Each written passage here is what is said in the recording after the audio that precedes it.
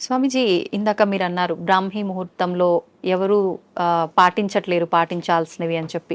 నిజంగా మన సనాతన ధర్మమే చాలా గొప్పది. అందులో బ్రాహ్మీ ముహూర్తం గురించి చాలా గొప్పగా చెప్పారు మీలాంటి పెద్దవాళ్ళు కూడా. ఎందుకు అంత గొప్పతనం బ్రాహ్మీ ముహూర్తానికి? ఫస్ట్ లేచినాక మలమూత్ర విసర్జన చేసేయాలి. 3:30, 4 o'clock. ఓకే. 15-20 minutes ఆ పని. వెళ్ళాక శుభ్రంగా స్నానం చేయాలి. బాహ్యంగా మనం ఎంత శుద్ధం చేసుకున్నా 1 గ్రాము ఇక్కడ, 1 గ్రాము ఇక్కడ, 1 గ్రాము ఇక్కడ, 10 గ్రాములు మైనస్ ఉంటుంది. ఓకే.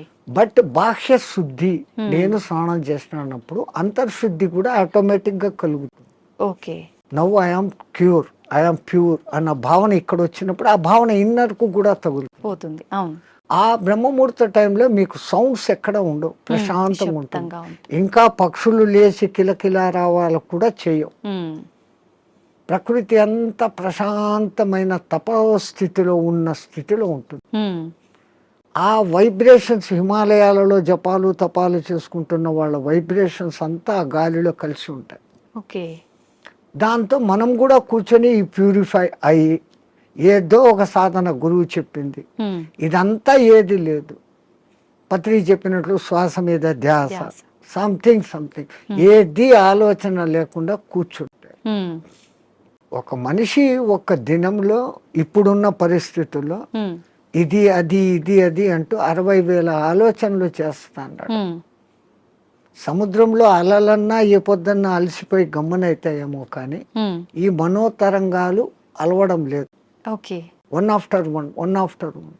ఈవెన్ మీరు నిద్రపోయినా నిద్రలో 5 గంటల సేపు మనసే పనిచేసి కలలు చూపిస్తుంది. అవును. ఆ 1 గంట సౌండ్ స్లీప్, అది మన నిజమైన తత్వం. అక్కడ మనం ఆత్మతత్వంలో ఉన్నాం. బట్ ఆత్మతత్వంలో ఉన్నా మన సంగతి మనకు అప్పుడు తెలీదు. లేచిన తర్వాత I had a sound sleep అంటాను. సో ఈ సాధన ఉపాసనలు మన పెద్దవాళ్ళు నువ్వు మేలుకొని సుషుప్తి స్థితిలోకి పో అనేదానికి ఈ సాధనలు వ్యవహారాలు. ఓకే. అయితే ఇప్పుడు సాధనలు ఇవన్నీ చేయలేని వాళ్ళు, నార్మల్ వాళ్ళు ఇప్పుడు బ్రాహ్మీ ముహూర్తంలో ఇలాంటి పనులు చేయాలి, అలాంటి పనులు చేయాలి, అసలు కరెక్ట్ బ్రాహ్మీ ముహూర్తం అంటే ఏ సమయం నుంచి ఏ సమయం వరకు? అదే చెప్పాను కదా, 3 to 3:45 దేవతల టైం. ఓకే.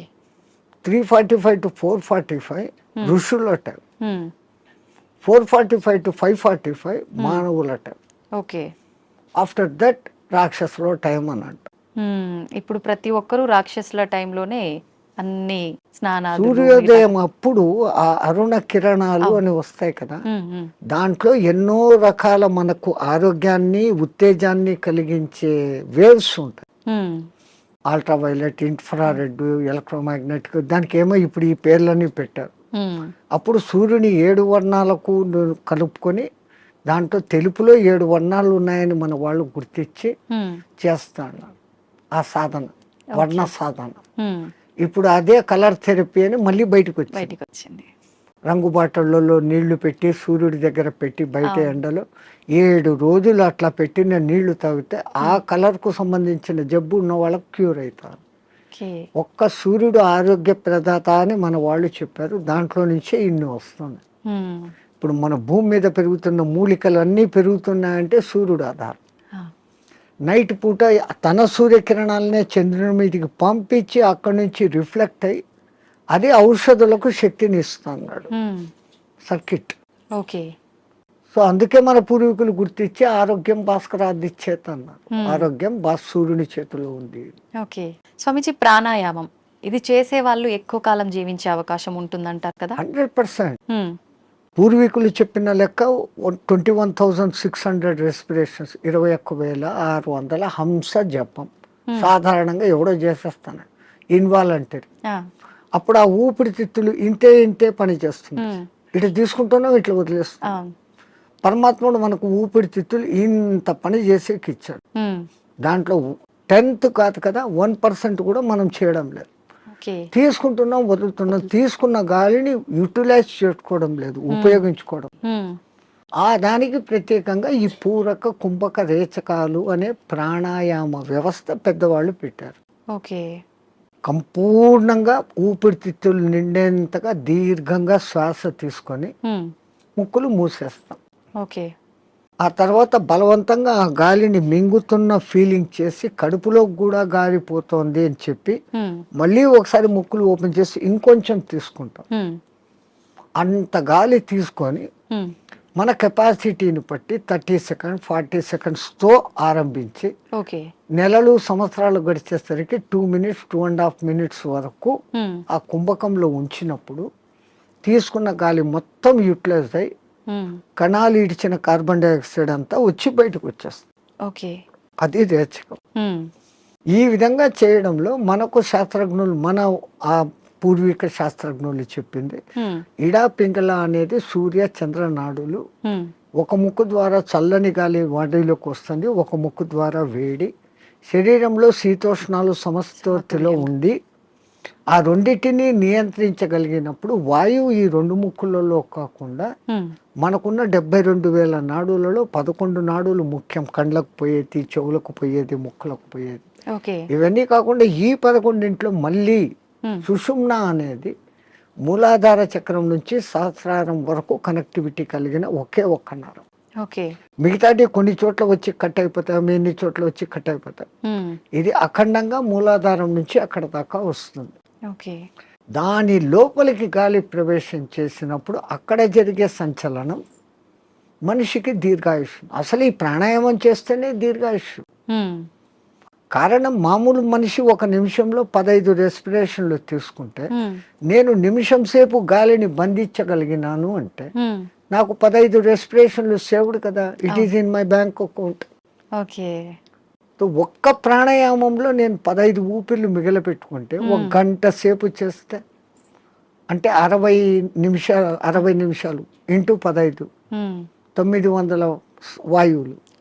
ఒక 10-11 దినాలు చేస్తే 9,000 21,000 వచ్చేదానికి ఒక 10 రోజులు 1 నిమిషం చేస్తే 10 దినాల తర్వాత నాకు 1 దినం ఆయుష్ పెరిగింది. It is in my hands. So అదే నేను 2 నిమిషాలు చేస్తే 5 రోజుల్లోనే నాకు 1 రోజు ఆయువు పెరిగింది. అది కారణం. ప్రాణాయామంలో అది రహస్యం. ఇంకా ఈ ప్రాణాయాన్ని ఇంకా బాగా డెవలప్ చేసుకొని ఇడా పింగళలో కాకుండా సుషుమ్నలోకి ప్రవేశం చేస్తూ ఎక్కిస్తూ ఆడిస్తూ ఉన్నప్పుడు ఏదో ఒక దినం మన అదృష్టము, ఆ గురు కటాక్షము, దైవానుగ్రహము ఉండి ఆ గాలి కుండలిని ప్రేరేపిస్తుంది. ఒక్కసారి కుండలిని ప్రేరణ చేసినాక ఈ ఆత్మతత్వం ఏం, సృష్టి రహస్యం ఏం, పరమాత్మ ఏం, నేను ఏం అన్న సంగతి వాడికే తెలిసిపోతుంది. ఇంకా అది బయటికి చెప్పుకునేది కానీ ఆనంద స్థితిలోకి వాడు ఉంటాడు ఆ సాధకుడు. ఇది మామూలు వాళ్ళకి సాధ్యపడుతుందా స్వామీజీ? ఎవరికైనా పశుపక్షాదులకు కూడా దేవుడు ఆ కుండలిని శక్తి ఇచ్చాడు. ఇప్పుడు మా ఫిజికల్ బాడీ తయారీలో మెదడు, చేతులు, కాళ్ళు, రెక్కలు, ఇంటర్నల్ ఆర్గాన్స్, గుండె, ఊపిరితిత్తులు అని మీకు ఫిజికల్గా ఎట్లా కనపడుతున్నాయో కనపడని అంగాలు షట్చక్రాలు అనేటివి, నాడులు అనేటివి అవి విశ్వశక్తి ప్రసారకాలు. నరాలలో రక్త ప్రసరణ, ఆక్సిడేషన్ ఇది జరుగుతుంది. మన వాళ్ళు ఈ 2 రకాలుగా చూశారు. అది వ్యవహారం. అక్కడ ఆ తేడాను గమనించి వాళ్ళు ఆ సాధనాలు చేశారు. మాకు కనపడదు, అది లేదు అనుకుని వాళ్ళ లోకం, ఈ లోకమే ఈ జన్మే శాశ్వతం అనుకునేది వాళ్ళ సిద్ధాంతం. మనకు జన్మలు ఉన్నాయి అన్నది మన సిద్ధాంతం. ఇప్పుడు చాలా మంది ధ్యానం చేయాలనుకుంటారు కానీ మనసుని నియంత్రించుకోలేకపోతుంటారు. ఏకాగ్రత లోపిస్తూ ఉంటుంది, రకరకాల ఆలోచనలు కదులుతూ ఉంటాయి. ఎలా నియంత్రించుకోగలుగుతారు స్వామీజీ? మనసుకు ఒక్క డ్యూటీ అప్పచెప్తే పాపం మనసు ఏం చేస్తుంది? గమ్మన ఉన్నప్పుడు 112 ఆలోచనలు చేస్తాను. ఇప్పుడు మీరు కుట్టు పని చేస్తారు, మిషన్ మీద కూర్చున్నారు, మీకు కుట్టు పని తెలుసు. ఇన్వాలంటరీగా మీరు ఆ బట్ట అక్కడ పెడతారు, ఎట్లా పొడి చేయాలో చేస్తారు, కాళ్ళు కదుపుతూ ఉంటారు, కుట్టు మిషన్ నడుస్తుంటుంది, కళ్ళతో చూస్తుంటారు, కుట్టు పోతుందా లేదా పోతుంది. ఇదంతా ఎట్లొచ్చింది? ఒక ప్రాక్టీస్, ఒక దినంలో రాదు. సో అక్కడ మీరు మనసంతా ఎక్కడ పెట్టారు? కుట్టు లైన్ గా పోతుందా లేదా అనేదాన్ని. ఇంకోటి ముగ్గులు వేస్తారు బయట, మీరు 5 చుక్కలు ఇట్లా పెట్టాలా, 3 ఇట్లా పెట్టాలా ప్లాన్. ఈ ఒక్క లైన్ తో అన్నిటినీ ఇట్ట తిప్పి ఇక్కడికి తీసుకొని వస్తారు. మీ ఆంధ్రాలో రథం ముగ్గు అని వేస్తారు, అన్ని చుక్కలను ఒక్క లైన్ తో కలుపుతారు. సో అక్కడ వాళ్ళ కాన్సన్ట్రేషన్ అంతా ఎక్కడుంది, నేర్చుకున్నప్పటి నుంచి ఎట్టట్ట తిప్పారు, చేసే కళ్ళు పని అట్టట్ల పోతుంటాయి, చెయ్యి అట్టట్ట వెళ్ళిపోతూ ఉంటుంది. అవును. సో ఈ కాన్సన్ట్రేషన్ మీరు అక్కడ పెట్టారు. అట్లే మనం ఒక్క దాని మీద కాన్సన్ట్రేషన్ పెట్టినప్పుడు మనసు ఆ టైంలో మీకు రెండో ఆలోచన ఏముంది, ఆ ముగ్గు ఏం వేస్తున్నప్పుడు లేదు. అవును. మా మామ అట్లా అన్నాడు, మా కొడుకు ఇక్కడ పోయినాడు, ఇవన్నీ ఆ టైంలో లేదు. లేదు. టిఫిన్ చేయాలా, అది ఏం నథింగ్. ఉమ్. సో అక్కడ ఐడియల్ అయిపోయింది. ఆ. సో ఒక్క పర్టికులర్ డ్యూటీ మనసుకు అప్పచెప్పతే ఉమ్. ఆ మనసు అదే చేస్తూ ఉంటుంది. ఓకే. అందుకే మన పూర్వీకులు ఒక తమాషా ఎగ్జాంపుల్ చెప్తారు. ఉమ్. ఎవరో ఒక ఆయన తపస్సు చేశాడు, దేవుడు ప్రత్యక్షమైతే నా అన్ని పనులు చూసుకునేదానికి ఒక సెక్రటరీని నాకు అపాయింట్ చేయి. వాడు దేవుడే ప్రత్యక్షమైతే వాడు ఇట్లాంటి వరం అడిగాడు, ఉమ్. అది కూడా నేను చెప్పంగానే చేసేయాలా అన్నాడు. డేంజర్ రా, నువ్వు ఎప్పుడు దానికి పనులు చెప్పలేవు, అది పనులు చెప్పకపోతే నీకే తినేస్తుంది అని. ఉమ్. నో ప్రాబ్లం, నేను ఎప్పుడు పనులు చెప్తాను దానికి అన్నా. ఆ. ఆ దెయ్యం ప్రత్యక్షమైంది, నాకు ఒక 6 అంతస్తులు బిల్డింగ్ కట్టు అన్నాడు. ఉమ్. 6 అంతస్తులు బిల్డింగ్ కట్టేదానికి 2-3 ఏళ్ళు అవుతుందని వీడు అనుకున్నాడు. ఆ. అది పట్టు అనింది, బిల్డింగ్ తయారైపోయింది. ఉమ్. మహారాజ్ ఇంకేం పని అనింది, కుక్కర్ కావాలా, ఫ్రిడ్జ్ కావాలా, బెడ్ కావాలా, ఏసీ కావాలా. వీడు ఇట్లా అడుగుతున్నాడు, అక్కడక్కడ అన్ని వచ్చేస్తాను. వచ్చేస్తా ఉన్నాయి. ఇంక ఏం అడిగేదానికి లేకుండా పోయింది. ఉమ్. ఇంక దానికి పని చెప్పకపోతే వీడి పని పడుతుంది. అంతే. సో అప్పుడు వాడు గురువు దగ్గరికి పోయినాడు. ఉమ్. మహారాజ్ బుద్ధి లేక నేను ఇట్లాంటి వరం అడిగినాను, ఇది ఇట్లా చేస్తుంది అనుకోలేదు, what am I to do, క్యా కర్నా మై. ఆ. అరే ఉస్ బూత్ కో ఇతర లేకే ఆ దేయాన్ని ఎక్కడికి తా అన్నాడు. ఆ. అది వచ్చింది.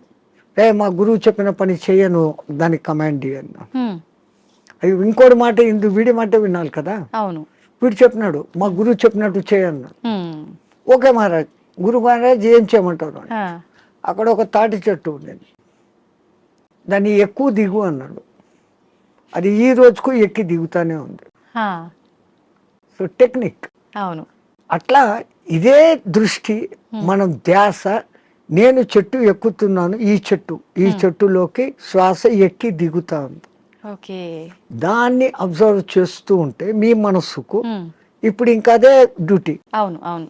దానికి రెండో డ్యూటీ లేదు, ఆ దేయానికి రెండో డ్యూటీ, మనసుకు రెండో డ్యూటీ లేదు. లేదు. ఈ ఎక్కి దిగడం గమనించడం, ఉమ్. అదే ప్రాణాయామ ప్రక్రియలో కూడా. ఓకే. దాన్ని మంత్రంతో జోడించి చేస్తే ఇంకా శక్తివంతం. ఓకే. మన బాడీలోని కణకణము మంత్రబద్ధమైతూ ఒకానొక దినానికి ఈ మాంసపిండం మంత్రపిండం కాగలుగుతుంది. ఉమ్. మంత్రంతో అనుసంధానం చేస్తారు. ఓకే. మంత్రాలు చదవలేని వాళ్ళు ఉంటారు, ఉమ్. మాకు మంత్రాలు ఇష్టం లేదు, మేము మతం కాదు అనేవాళ్ళు అంటే ఉంటారు. మంత్రం ఎవరికి వాళ్ళు చెప్పుకోవాలా స్వామిజీ, ఉపదేశం తీసుకోవాలా గురువుల దగ్గర నుంచి? అందుకే గురువు అవసరం, గురు బినా విద్యా నహి అని. ఆ. కొన్నాళ్ళు ఆయన దగ్గర శిష్యరికం చేసినప్పుడు వీడు దేనికి సూటబుల్, ఉమ్. నేను ఇచ్చే విద్యను వీడు సద్వినియోగం చేస్తాడా, దుర్వినియోగం చేస్తాడా. ఉమ్. అందుకే పాతకాలంలో కొన్నాళ్ళు నా దగ్గర సేవ చేయి అంటాడు. ఉమ్. మన మెంటాలిటీ అర్థమవుతుంది. ఓకే. వాడు సిడ్ఫిరా అయితే గనక నేనేం నీ దగ్గర సేవ చేసేది, నాకు ఇంత పైసా ఉంది అంటాడు. ఆ. ఆ వినయత ముందు మనిషిలో ఉండాలి. ఉమ్. ఆయన దగ్గర ఈ పని చేస్తే నాకు మంచి జరుగుతుంది అనే విశ్వాసం ఉండాలి. ఉమ్. ఈ రెండు ఉన్నప్పుడు ఆ గురువు గాడిదను చూపించి ఇది దేవుడు, దీన్ని పూజ చేయంటే చేసినప్పుడు ఆ గాడిదలోనే నీకు దేవుడు కనపడుతుంది. ఓకే.